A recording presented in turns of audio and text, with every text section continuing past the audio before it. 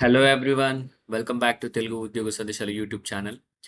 ఈ వీడియోలో మీ ముందుకు ఇంకొక వండర్‌ఫుల్ సెంట్రల్ గవర్నమెంట్ జాబ్ నోటిఫికేషన్‌తో రావడం జరిగింది.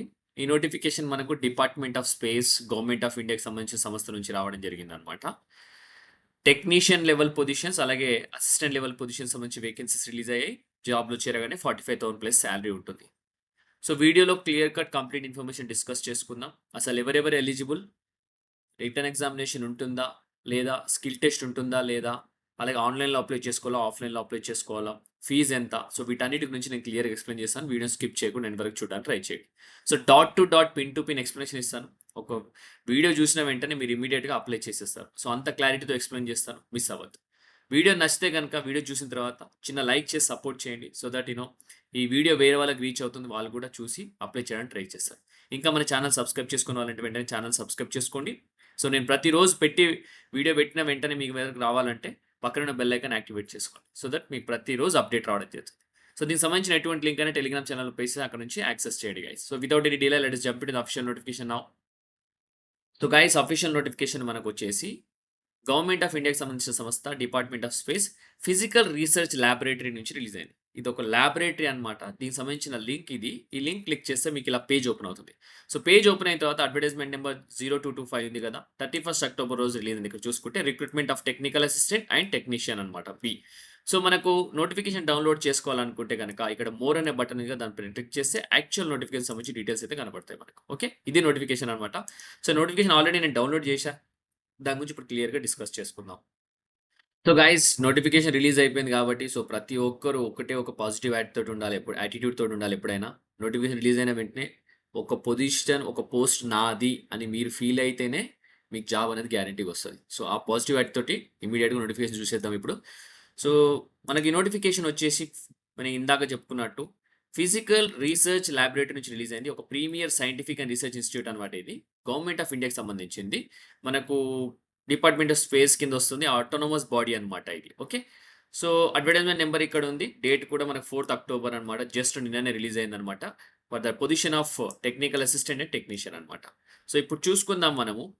టెక్నికల్ అసిస్టెంట్ సంబంధించి బేసిక్ పే వచ్చేసి లెవెల్ 7 అనమాట ఇది. 44,900 నుంచి 1,40,400 వరకు అయితే బేసిక్ పే అనమాట.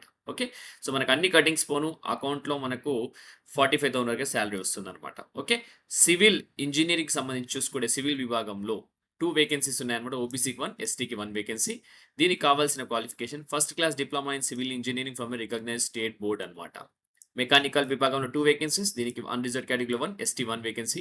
దీనికి కూడా first class diploma in mechanical engineering ఉంటే సరిపోతుంది. ఎలక్ట్రికల్ విభాగంలో 2 వేకెన్సీస్. Unreserved 1, ST 1 vacancy. దీనికి కూడా first class diploma in electrical engineering from recognised board ఉండాలా. కంప్యూటర్ సైన్స్ ఆర్ ఐటీకి 3 వేకెన్సీస్ ఉన్నాయి. అన్‌రిజర్వ్డ్ కేటగిరీలో 1, ఓబీసీ 1, ఎస్సీ 1 అనమాట.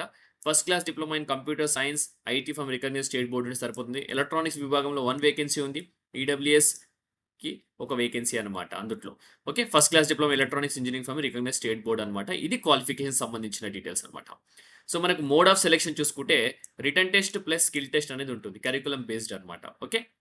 సో నెక్స్ట్ వచ్చేసి టెక్నీషియన్‌కి సంబంధించి చూసుకుంటే లెవెల్ 3 అనమాట. 21,700 నుంచి బేసిక్ 16,100 ఉంటుంది. ఫిట్టర్ అనే పొజిషన్‌కి 1 వేకెన్సీ. అది కూడా ఎస్టీ విభాగంలో ఉందన్నమాట. దీనికి కావాల్సిన క్వాలిఫికేషన్ ఎస్ఎస్‌సితో పాటు ఐటీఐ చేసి ఉండాలి.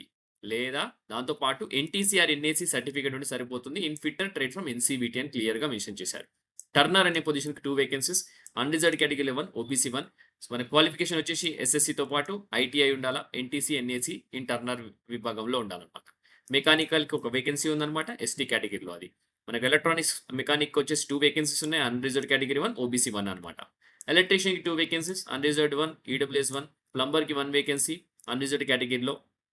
మెకానిక్ రిఫ్రిజిరేషన్ అండ్ ఎయిర్ కండిషనింగ్‌కి 1 వేకెన్సీ ఎస్సీ విభాగంలో ఉంది. సో వీటన్నిటికి క్వాలిఫికేషన్ వచ్చేసి ఎవ్రీథింగ్ సేమ్ అనమాట. మెట్రిక్యులేషన్‌తో పాటు ITI, NTC or NAC in mechanical refrigeration, air conditioning ఇలా ప్రతి ఒక్క స్ట్రీమ్‌లో మీకు ఈ క్వాలిఫికేషన్ ఉంటే సరిపోతుంది. దీనికి మోడ్ ఆఫ్ సెలక్షన్ వచ్చేసి రిటన్ టెస్ట్‌తో పాటు స్కిల్ టెస్ట్ కరిక్యులమ్ బేస్డ్ ఉంటుందని క్లియర్‌గా మెన్షన్ చేయడం జరిగింది. ఓకే. సో ఇవి టెక్నికల్ అసిస్టెంట్, టెక్నీషియన్ సంబంధించిన ah, vacancies as well as method of recruitment ఇవన్నిటి గురించి క్లియర్‌గా డిస్కస్ చేసుకుందాం. ఇంకొకటి ఏంటంటే out of 10 vacancies in technician level B 1 post is reserved for PWD క్యాండిడేట్‌కి హెచ్‌హెచ్ అనమాట. హియరింగ్ హ్యాండిక్యాప్డ్ విభాగంలో ఒక వేకెన్సీ అయితే పక్కన పెట్టడం జరిగింది. రిజర్వ్ చేసి పెట్టడం జరిగింది. ఒక వేకెన్సీ ఏమో ఎక్స్ సర్వీస్ మెన్‌కి రిజర్వ్ చేయడం జరిగింది. అలాగే out of 10 vacancy technical assistant 1 post వచ్చేసి పీడబ్ల్యూడీ ఎల్‌వి లోవర్ విజన్ వాళ్ళకు రిజర్వ్ చేయడం జరిగిందనమాట. టెక్నికల్ అసిస్టెంట్ దానికి. ఓకే. సో, ఫంక్షనల్ రిక్వైర్మెంట్ ఇక్కడ ఇవ్వడం జరిగింది. స్టాండింగ్, బెండింగ్, రీడింగ్, రైటింగ్ ఇవన్నీ ఉంటాయని చెప్పి ఇక్కడ 1-5 అనే పొజిషన్స్‌కి. అలాగే functional requirement for PWD candidates for technicians వచ్చేసి సిట్టింగ్ ఉంటుంది, స్టాండింగ్ ఉంటుంది, బెండింగ్ ఉంటుంది, రీడింగ్ అండ్ రైటింగ్ ఉంటుంది, సీయింగ్ ఉంటుంది, హియరింగ్ ఉంటుందనమాట. సో, అవి ఒకసారి ఫంక్షనల్ రిక్వైర్మెంట్స్ చూసుకోండి. మనకు రిటర్న్ టెస్ట్‌కి షార్ట్ లిస్ట్ అయిన ఫస్ట్ అప్లికేషన్ ఆన్‌లైన్‌లో సబ్మిట్ చేయాలా. సబ్మిట్ చేసిన తర్వాత రిటర్న్ టెస్ట్‌కి షార్ట్ లిస్ట్ చేస్తారు. రిటర్న్ టెస్ట్ క్వాలిఫై అయితే స్కిల్ టెస్ట్ అనేది ఉంటుందనమాట. సో, వాటన్ని కూడా క్లియర్‌గా డిస్కస్ చేసుకుందాం. సో, ముందుగా ఏజ్ క్రైటీరియాకెళ్ళిపోతే 18-30 సంవత్సరాల ప్రతి ఒక్క మేల్ అండ్ ఫీమేల్ అభ్యర్థి అప్లై చేసుకోవచ్చు. యాస్ ఆన్ 31 అక్టోబర్ అనమాట. మాక్సిమం ఏజ్ వచ్చేసి 40 ఇయర్స్ ఎస్సీ, ఎస్టీకి, 38 ఇయర్స్ ఓబీసీకి అని క్లియర్‌గా మెన్షన్ చేయడం జరిగింది. అలాగే మనకు 15 ఇయర్స్ ఫర్ ఎస్సీ, ఎస్టీ మనకు age relaxation 10 years, 15 years for SC, ST, 13 years for NCL and upper age limit for persons with benchmark disabilities. Okay. అంటే పీడబ్ల్యూడీ క్యాండిడేట్స్‌కి ఈ ఏజ్ క్రైటీరియా అనమాట. మిగతా వారికైతే నార్మల్ అండి. So, pay and allowance already discuss చేసుకున్నాం. Basic ఇది అనమాట. Basic pay. టెక్నీషియన్‌కేమో బేసిక్ పే 21,700 నుంచి 16,100. దాంతో పాటు మనకు హెచ్ఆర్ఏ ఉంటుంది, డిఆర్ఎస్ అలయన్స్ ఉంటుంది, ట్రాన్స్‌పోర్ట్ అలయన్స్ ఉంటుంది, ఎన్‌పీఎస్‌లో ఎన్రోల్ చేయడం జరుగుతుంది. పర్మనెంట్ గవర్నమెంట్ జాబ్ కాబట్టి leave travel allowance, group insurance, self డిపెండెంట్స్‌కి సంబంధించి మెడికల్ ఫెసిలిటీస్ చాలా ఉన్నాయన్నమాట ఫెసిలిటీస్. చాలా మంచి opportunity guys. So, application fees చూసుకుందాం. మనకు నాన్ రిఫండబుల్ అప్లికేషన్ ఫీస్ రూ. 250 వచ్చేసి టెక్నికల్ అసిస్టెంట్‌కి, పోస్ట్ కోడ్ 125కి రూ. 250. All the applicants have to uniformly pay 750 application fee, including candidates belonging to fee exempted categories, women. However, candidates belong to fee exempt category women will be refunded full application fees అనమాట. Okay. So, మనకేంటంటే application 125కి వచ్చేసి రూ. 250 అనమాట. All applicants have to uniformly రూ. 750 అనమాట. మిగతా వాటికని క్లియర్‌గా mention చేయడం జరిగింది. సో, ఎవరైతే అటెండ్ అయితారో written test unreserved EWS, OBC కేటగిరీకి వచ్చేసి రూ. 500 రీఫండ్ ఇస్తారు. He or she attends the written test అనమాట. వేరాజ్ ఎగ్జామ్టెడ్ కేటగిరీ వాళ్ళకి మొత్తం రిఫండ్ చేస్తామని చెప్తున్నారు. Application fee will not be refunded to all the candidates who fails to attend the written test అనమాట. అదొకటి గుర్తుపెట్టుకోండి. ఓకే. సో, నెక్స్ట్ వచ్చేసి మనకు రూ. 100 వచ్చేసి పోస్ట్ కోడ్ 6 నుంచి 12 వరకు అయితే ఉంటుంది. మిగతా వాటికి initially all applicants have to uniformly pay రూ. 500 అని క్లియర్‌గా మెన్షన్ చేస్తున్నారు. ఓకే. సో, అది కూడా ఒకసారి గుర్తుపెట్టుకోండి. సో, నెక్స్ట్ వచ్చేసి మనకు ఆన్‌లైన్ అప్లికేషన్ 4థ్ అక్టోబర్ స్టార్ట్ అయిపోయింది. లాస్ట్ డేట్ వచ్చేసి 31 అక్టోబర్ వరకు అయితే టైం ఉందన్నమాట. ప్రతి ఒక్క 31 అక్టోబర్‌లో ఆన్‌లైన్‌లో సబ్మిట్ చేసేయండి. పీడబ్ల్యూడీకి సర్టిఫికేట్ 40% అబోవ్ డిసేబిలిటీ ఉంటేనే వాళ్ళకి ప్రొఫార్మా వీళ్ళ పీడబ్ల్యూడీ క్యాండిడేట్ అని కన్సిడర్ చేస్తామని క్లియర్‌గా మెన్షన్ చేస్తున్నారు. క్యాండిడేట్స్ బోత్ టెక్నీషియన్ లెవెల్‌కి అప్లై చేయొచ్చు. అలాగే టెక్నికల్ అసిస్టెంట్‌కి అప్లై చేయొచ్చు. బట్ ఒకటే కోడ్‌కి అప్లై చేయాల్సి ఉంటుంది. సో, ఎందుకంటే technician candidates in this case have to submit separate application for each post. Technician be technical assistant, pay application fee separately అనమాట. రిటర్న్ టెస్ట్ టెక్నికల్ అసిస్టెంట్‌కి మార్నింగ్ ఉంటుంది. అలాగే టెక్నీషియన్ లెవెల్‌కి వచ్చేసి ఆఫ్టర్‌నూన్ ఉంటుందని క్లియర్‌గా మెన్షన్ చేస్తున్నారు. సో, సెలక్షన్ ప్రాసెస్ వచ్చేసి online application screening చేసి మనకు దాని తర్వాత రిటర్న్ టెస్ట్ ఉంటుంది. రిటర్న్ టెస్ట్ తర్వాత మనకు స్కిల్ టెస్ట్ అనేది ఉండడం జరుగుతుంది. ఓకే. సో, దాని గురించి చూసుకుందాం. మనకు అప్లికేషన్ సంబంధించి ఏంటి అనేది స్కిల్ టెస్ట్‌కి సంబంధించి ఏమేమి ఉంటుంది. సో, మనకు ట్రావెలింగ్ అలయన్స్ కూడా రీఫండ్ చేస్తారు. అవుట్ స్టేషన్ క్యాండిడేట్స్ ఎవరైతే స్కిల్ టెస్ట్ క్వాలిఫై అవుతారో వాళ్ళకి sleeper class train fare, ordinary bus fare, shortest route from address given దానికైతే రీఫండ్ చేయడం జరుగుతుందని క్లియర్‌గా మెన్షన్ చేస్తున్నారు.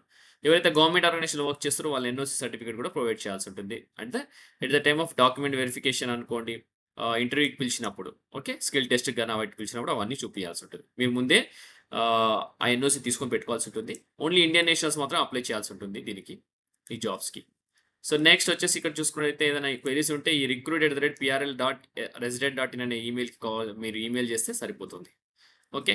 సో, ఇందాక మనం డిస్కస్ చేసుకున్నట్టు దీనికి సంబంధించి ఎగ్జామినేషన్ ప్యాటర్న్ ఒకసారి చూపిస్తాను మీకు. సో, ఇక్కడ ఇదే పీడీఎఫ్ ఫైల్‌లో లాస్ట్ స్క్రోల్ చేసిన తర్వాత ఇక్కడ క్లియర్‌గా మెన్షన్ చేశారు. టెక్నికల్ అసిస్టెంట్‌కి 80 మల్టిపుల్ చాయిస్ క్వెషన్స్ ఉంటాయి. 1 ½ అవర్ ఉంటుంది time.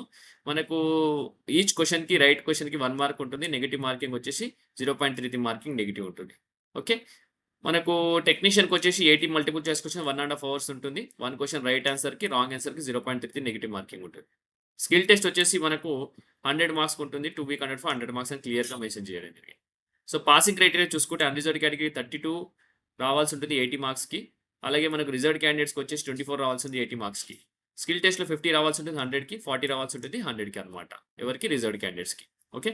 So syllabus written test curriculum based అనమాట. Based on the performance and written test candidates will be short for skill test 1:5 ratio అని క్లియర్‌గా మెన్షన్ చేయడం జరిగింది. సో గైస్ అస్సలు miss అవ్వద్దు. సో మీకు కావాల్సిన ఇన్ఫర్మేషన్ అంతా నేను క్లియర్‌గా ఇచ్చిన. సో ఇంకా అసలు టైం వేస్ట్ చేయకుండా ప్రతి ఒక్కరు ఇమ్మీడియేట్‌గా అప్లై చేయండి. మీ అందరి కోసం వీడియో వరకు చెప్పడం జరిగింది.